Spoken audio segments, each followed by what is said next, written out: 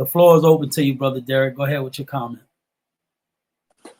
All right, I wanted to state, and something that I wanted to bring to your attention, Corey, something that you said that you may not be aware of and some other people may not be aware of. We do have an active Boys and Girls Club here in Sumter. I'm actually the advisory board chairperson of Boys and Girls Club.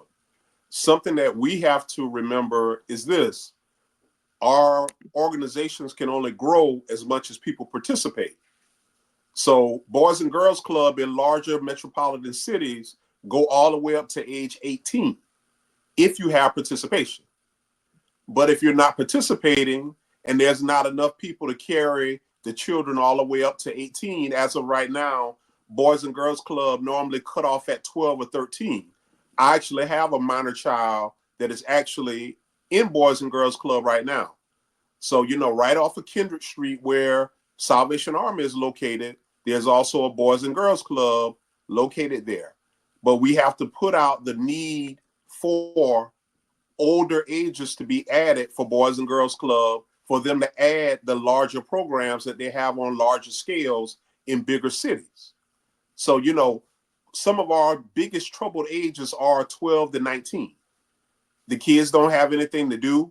I'm one of the ones that graduated back in the 90s and so forth as well. But there are not a lot of things to do for the young people nowadays. Many times all they do is get off, go and get on their tablets and do whatever they have been doing, just to kind of get by or get into things that they ought to not be into. But we definitely have to focus on proactive programs to engage the particular, pre-adolescent and teenage years of people, of people's kids, to go ahead and cut down on some of the violence, because lately we've been having a lot of shootings and killings and a lot of, things go on that were not that way when I was younger. My youngest son attends Liberty STEAM School. And just this year, they had to install metal detectors for the elementary school for my 8-year-old to walk through. And so things are really, really getting bad when you let the kids out of school. The kids have to take off their book bags and walk through metal detectors at 8 years old. So we definitely need for some things to have some changes and some things to actually be done to kind of have that trickle down effect to be able to do what we need to do for the young men. The young men, if we have strong young men, we actually going to have strong family units. And we actually need that. They have the saying that says that, let me make sure I'm saying it right. Strong men create good times. Good times create, I may have it wrong, but anyway, we have to focus on getting rid of the cycle of just having good times. We have to focus on having strong individuals all the way through, so that we don't have this recidivism of going back through good times and bad times and having weak men and having strong men in cycles. We need to have strong family units all the way through.